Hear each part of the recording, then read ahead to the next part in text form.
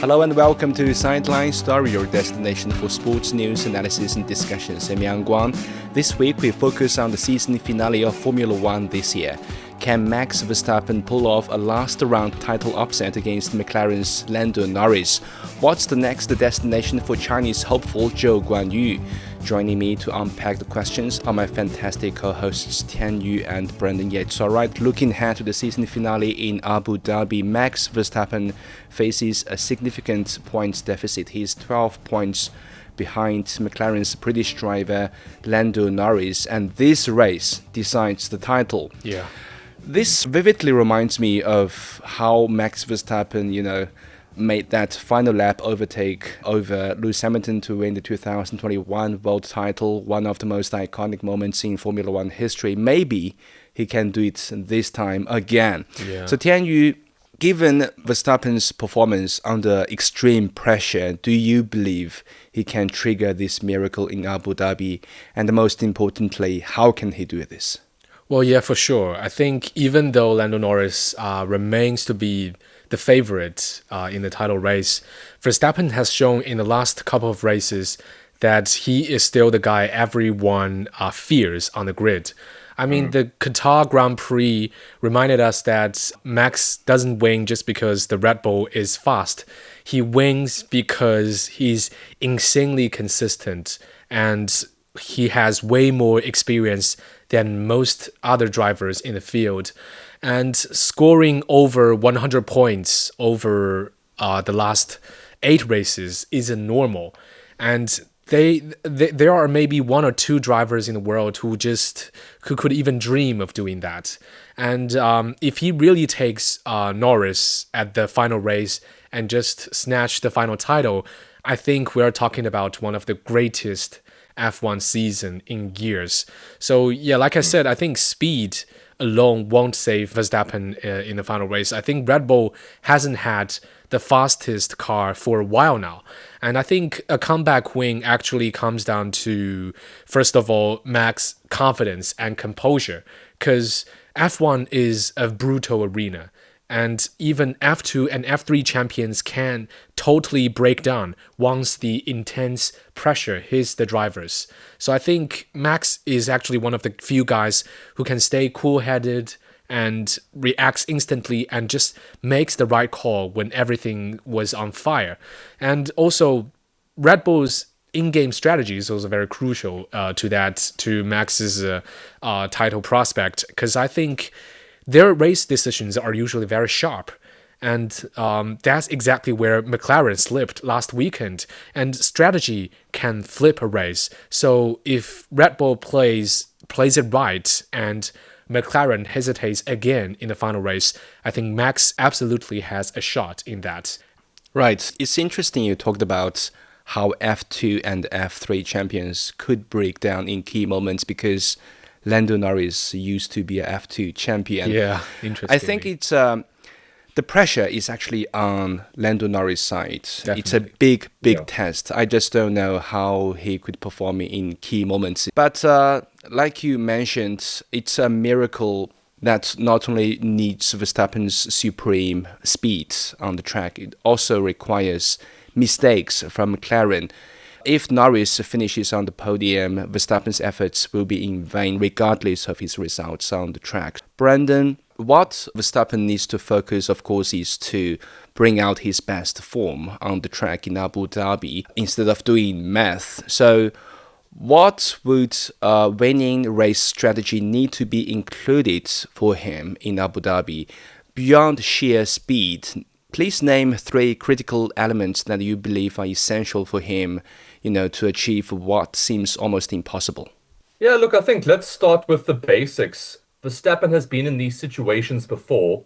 Yeah. And I think when his mental resolve has been put to the test and his calmness under pressure has been put to the test, he usually excels.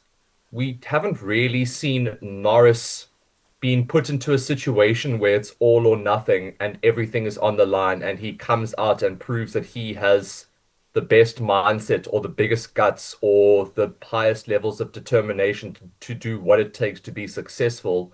Because look, anything can happen. There could be a breakdown, there could be a spin out. There are so many things that can happen away from speed and tactics when we've seen people put in those positions where they are defending against someone that has a lot more experience than them in pressure scenarios, they do often fail. I'm not saying that I think Norris is going to fail. I think that he has had an incredible season, and McLaren in general have been pretty phenomenal considering the competition that they're up against and the experience that they're up against. But I just think that when it's all on the line, anything is possible and that the ultimate performance is required. The history books seem to definitely favor Verstappen. I mean, Norris is definitely in the power seat. It's kind of like Arsenal in the Premier League, right? Where everything is in their hands and they're in the power seat, but then all of a sudden the pressure starts building and you start to see signs of not being certain of how if they can actually get it over the line and lift that title. And I think Norris is maybe in a bit of a similar situation where he's not quite used to being here. He's got, a Verstappen who's like a City or a Liverpool that has been there and done that and claimed the t-shirts and won absolutely every title possible and has dealt with pressure time and time again.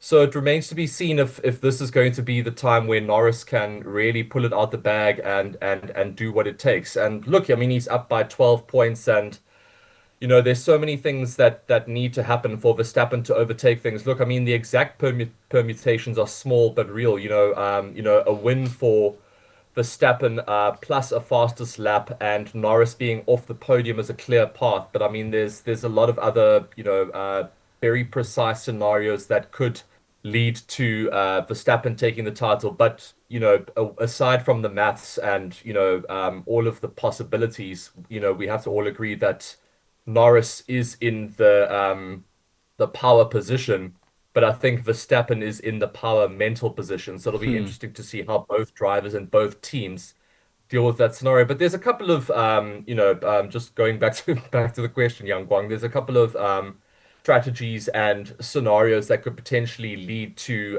something going incredibly right for Verstappen and Red Bull and incredibly wrong for Lando Norris and for McLaren. So one would be a perfect strategic execution. So I think when it comes to pit timing and a tire plan, I think that's somewhere where Red Bull can really succeed and we might see another catastrophic error from McLaren. So, a one lap mistake by the team on a call or a slightly wrong tire choice can cost up to 10 to 20 seconds. And granted, in Abu Dhabi, I think a perfectly timed undercut or overcut or a tire gamble that avoids a traffic pileup can definitely convert into a podium win. So recent races show that McLaren and Red Bull strategy definitely decides outcomes. I think Tian, you touched on that. I think that's somewhere where in a tight season like this, it doesn't just come down to pure speed or driver ability or driver mentality. And then of course there's race control variables. So, safety car, virtual safety car, red flags, and traffic management. So, Abu Dhabi has definitely produced late race safety cars that compress gaps. This set of rules in Formula One, I know it has a lot to do with the safety of drivers and that sort of thing, and that is also incredibly important. But man, what happened in 2021, I just think was such an injustice. So I hope that it doesn't come down to that in this race. And if it does come down to that, I hope it benefits Norris, not Verstappen, so that Verstappen can get a taste of his own medicine.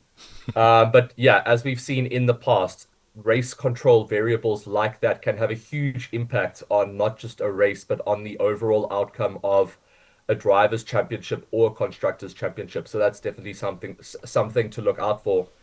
And then finally, we've touched on this already, psychological pressure and also clean qualifying. So starting position definitely matters. Verstappen Yeah. needs a clean Q3 and a flawless opening stint. One mistake under pressure, although as we've seen in the past, Verstappen doesn't seem to struggle with pressure anymore, at least for the not la at least not for the last couple of years. And potentially the experience edge in the pits as well. I think that we also see that a lot of people in Verstappen's corner have a lot more experience, even though a lot of people in Verstappen's corner this season have kind of come in and out of the team fold. And I even think, and we've touched on this before, Verstappen's place at Red Bull is also in question, so there's a lot of uncertainties at Red Bull that there haven't been in the past, although it doesn't seem to have affected their late season resurgence. So the pressure is incredibly ramped up on Norris and McLaren, which I don't think they were expecting going into the final race of the season. Everything is to play for in Abu Dhabi, and it's going to be very interesting to see who handles this pressure moment the best. But I think all of the pressure is on Norris. Yeah, I totally agree. My prediction is that if it's a normal race, if nothing happens, there's no way Verstappen can win the title. I don't see other teams like Ferrari or Mercedes stopping McLaren in Abu Dhabi. What could change the race or what could generate twists or miracle is chaos. Like what said in TV series, chaos is ladder.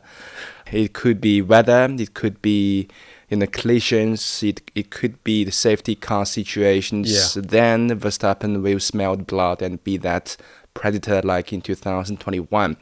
But now let's switch to McLaren. The team emerged from last season as the clear benchmark on the track, and they extended it to this season. However, their edge has appeared to narrow especially after the mid-season break. Otherwise, we won't see this title suspense, kept until this late.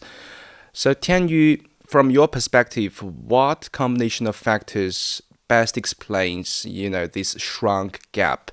Did McLaren slow down or did other teams like Red Bull catch up? Well, yeah. So first of all, I think everyone can admit that their car is really fast. That's something recognizable by all. They've upgraded themselves into a real title contender. But actually, I think just as Brandon also touched on, I think where they fall short is their strategy, because they are not as clean and decisive in terms of in-game tactics compared to Red Bull or teams like Mercedes. And so just take the Qatar Grand Prix as an example. I think there was a moment when the safety car came out and McLaren should have brought both drivers into the pit lane to change tires. At that time, Piastri was leading the race ahead of Verstappen and Norris, and that was the perfect chance. But instead of doing so, they hesitated for a reason no one understands. It completely cost them the win. Verstappen passed Oscar Piastri like it was nothing after that. So I think McLaren talks a lot previously about how they want to be fair to both drivers. They want both drivers to have equal chances of winning the drivers' championship. But honestly, I think that approach just completely backfired in that Qatari race. I mean, yes, double stacking would have given Piastri a slight advantage since he was ahead at that moment. But that's just how race works. You should have backed the driver in the front. Trying to keep everything equal and fair just ended up hurting both of them. Talking about these two drivers, Brandon, we earlier spoke about the intra-team competition between Oscar Piastri and Lando Norris at McLaren. And the team, supported equal competition, equal chances for both drivers. Do you think this competition has impacted McLaren's dominance in F1, especially in the latter half of the season? It's a tricky situation for McLaren to be in because I think we've seen in the past where you have two incredibly competitive drivers, both competing for the championship. It also really affects the Constructors' Championship outcome. And I think that is something that sometimes teams prioritize over a Drivers' Championship. I think at the end of the day, if they had to choose, I don't think they really are too concerned about the Drivers' Championship. They definitely want the Constructors' Championship. And I think that it's a very difficult balancing act for teams to manage. And I don't know if they were expecting Piastri and Norris to be as competitive as they have been throughout the entire season, but it's pretty well established now that Norris is kind of the figurehead at McLaren, the most consistent and the most likely to go on and bring success to the team. No disrespect to Piastri, and, he's had a fantastic season and I think is a fantastic teammate. But I think that going forward to challenge Red Bull's success in particular, I think that it's going to be very important for, the likes of Norris, Piastri, and McLaren's, hierarchy to get together and have a conversation to identify that, Norris is the key man. I think the sooner that they have that conversation, the better, because they also need to establish if Piastri is happy with that position. Because if he's not, I think that it would benefit all involved, Piastri, Norris, and McLaren, to move Piastri on.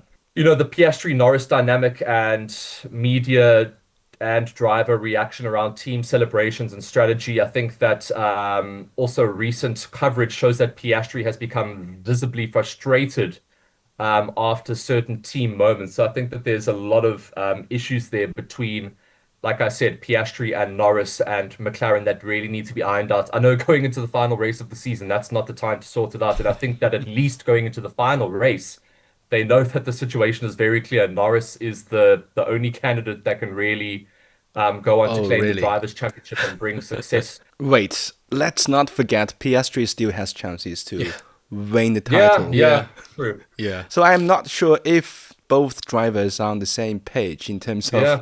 the final race in Abu Dhabi. But that's where McLaren needs to step in, right? The McLaren bosses need to step in and say, like, listen, buddy, if it does come down to it, this is the man that we're going to favor. And who knows if that is the case? Are they going to favor Norris? Are they going to, I mean, in my books, I think mathematically and looking at, how things stand on paper, they have to favor Norris, right? Yeah. Right, let's just imagine a scenario here. In Abu Dhabi, midway through the race, Verstappen is in P1, Piastri is in third, behind him is Norris. Should Piastri give way to Norris, because a podium finish from Norris could guarantee him the Drivers' Championship. But Piastri still has chances to go in P1, overtaking Verstappen to top the podium. If you were It's the an awful team, situation for McLaren to have to deal with, right? right? If you were the team principal of McLaren, what would you do in That's that tricky. scenario? Yeah, That's tricky. I think, yeah, it's very difficult.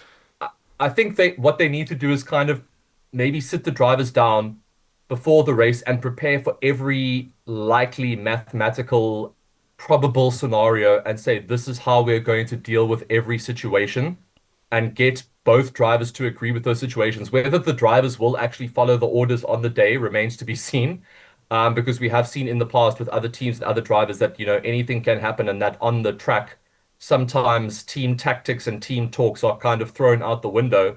But I think that what McLaren should do is, sit down with Piastri, Norris, the team bosses, and maybe a psychologist and say, look, this is how we're going to deal with each scenario, get the drivers to agree, and that hope on race day, whichever scenario presents itself, that the team and the drivers will follow through with what has been discussed. Yeah, I agree. I think they have to put up a strategy they need to follow throughout the race. Well, whether it's Piastri is following or Lando following, maybe just prioritize Norris' performance. What about in the the equal race. competitions you just mentioned? But his, I That's mean, the his thing, final I race. think, Yeah. like Tianyi, what you said, I think on the race day they have to kind of favor whoever's dealing with which situation. But I think the way to kind of eliminate uncertainties is because I think what they can do prior to the race is that they are like us. They know what scenarios could take place, right? Yeah. I'm sure they're aware of whatever situation could take place. I'm sure they've got 20 items written on a whiteboard somewhere and saying like this could happen, this could happen, this could happen, and this is how we're going to deal with this is how we're going to deal. And I'm sure that they've sat down as a group and decided and agreed upon how they will deal with each situation depending on what happens on the day. I'm expecting some big drama coming in the final race. Right. In that specific scenario I just mentioned, I assume, yes, McLaren would prioritize Norris in that title charge, but it will plant, I guess, an evil seed Yeah. in Piastri's mind that could backfire someday in the future. Who knows? Yeah. But before we move on, here's a quick review of the biggest sports headlines in China and around the world for the past week. Manchester City forward Erling Haaland has made history by becoming the fastest player to reach 100 Premier League goals, as Pep Guardiola's side survived a frantic finish to beat Fulham 5-4 at Craven Cottage. Erling had to make the 6-3, make a 2-post goal and 2 posts, then have a 6-3 and immediately later a 5-4. And when that happened, it's just a question of survive. Don't tell me how, the players don't know neither, and we leave it a luck. And yeah, at the end we take it. Haaland scored his 100th in just 111 games, 13 fewer than Alan Shearer, cementing his place in Premier League history. In women's football, Spain has retained the Nations League title with a commanding 3-0 victory over Germany in the second leg of the final, following a scoreless draw in Kaiserslautern. Forward Claudia Pina was the star, scoring twice in the second half. Spain lifted the trophy for a second consecutive year, following their 2024 triumph over France. In basketball, China fell to South Korea for a second time in 4 days in Asian qualifying for the 2027 FIBA World Cup. Coach Guo Shiqian admitted that qualification is now very difficult. Losing 2 games in a row in the FIBA window is tight, and it will be especially tough for us to advance to the World Cup. We play very badly on both offense and defense, where the ROK play much better, and that's how we lost this game. China has remained third in Group B after a 90-76 defeat. In Formula 1, Red Bull has announced that Isaac Hadia will join the team as Max Verstappen's teammate next season, replacing Yuki Tsunoda. 21-year-old Hadia impressed in his debut Formula 1 season with the sister team Racing Bulls, including a podium finish at the Dutch Grand Prix. Tsunoda will remain in the Red Bull family as a test and reserve driver, also supporting Racing Bulls. Swedish pole vault star Armand Duplantis and American sprinter Sydney McLaughlin-Levrun have received the top honor as the World Athletes of the Year. It came during the 2025 World Athletics Awards ceremony on Sunday. Duplantis has become the first male pole vaulter in modern athletics history to remain undefeated in a single event for 2 consecutive years. Chris Paul's return stint with the Los Angeles Clippers has come to a stunning end. The franchise parted ways with the veteran after a late-night meeting that added another layer of drama to the team's terrible start this season. The Clippers didn't confirm speculation that Paul and the Clippers coach Tyronn Lue have been clashing or not speaking to each other, insisting the decision had multiple layers. Finally, let's talk about Zhou Guanyu. He's been almost invisible in Formula 1 this season, not like many people already forgot he's actually a reserve driver with Ferrari.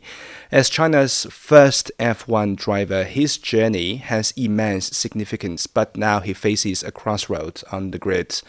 To stay in F1 as a reserve driver, or to seek a guaranteed spot in some other racing series to, stay on the sharp end of competition. Yeah. So Tianyu, if you were in Zhou Guanyu's position, how would you make that decision?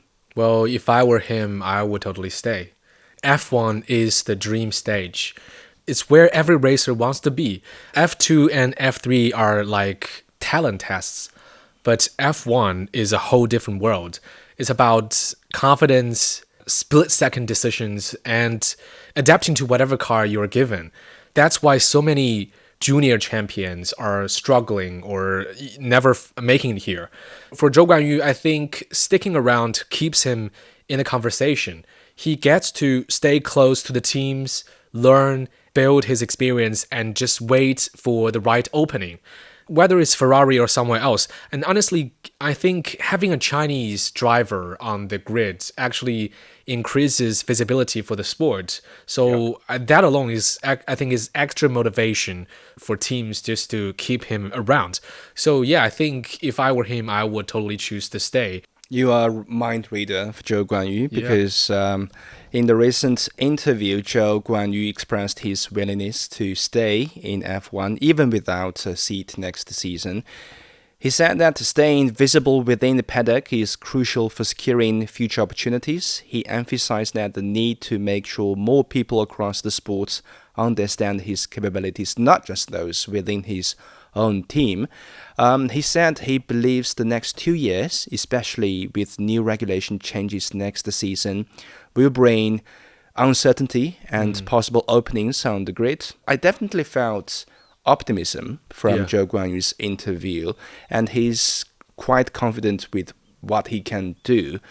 But from my perspective, exploring other races won't do harm to Zhou Guanyu's career and might help him break new grounds. Formula One is the ultimate target, but not necessarily the ultimate solution. That's just my opinion. Brandon, what's your suggestion here? Leave or stay?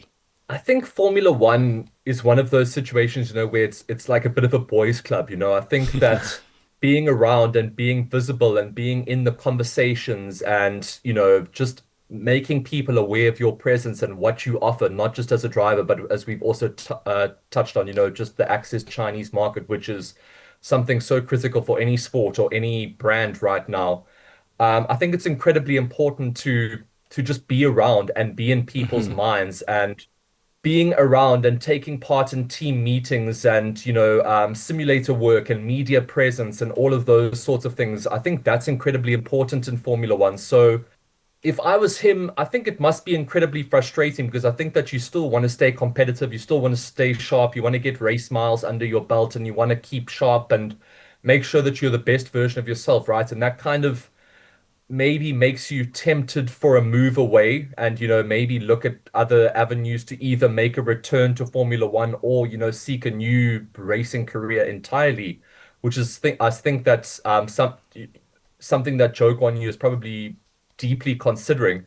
But I think if that your ultimate desire is to remain in Formula One and do absolutely everything that you can to get that Formula One seat, I always think that there is some sort of value in just hanging around and waiting for things to happen and being in the circle and being in the know and getting information, oh, so-and-so is kind of looking for a move, or, this team is looking for this sort of driver, and just being in and around those scenarios and getting insider information. I think that just hanging around and sniffing out opportunities, I think there is real value in that. So I think if I'm Zhou Guanyu and my ultimate dream is to remain in Formula One and not look at anything else for the next couple of seasons until Formula One literally says to me, look, you're never going to be a Formula One driver, which I definitely don't think has happened to Zhou Guanyu. I definitely think there is still a lot of optimism around his future and what he can offer as a Formula One driver. So if that is the case, and there definitely is still a gap for him to find a way back into it, I think he should hang around. Right, let's see what happens next with Zhou Guanyu. But before that, how the season finale in Abu Dhabi will be raced. With that, we end this episode of Sideline Story. Thank you so much for joining us. Subscribe to Sideline Story and leave your comments wherever you listen to podcasts. For more information, you can also check our website at radio.cgtn.com. Until next time, stay on the sidelines with us.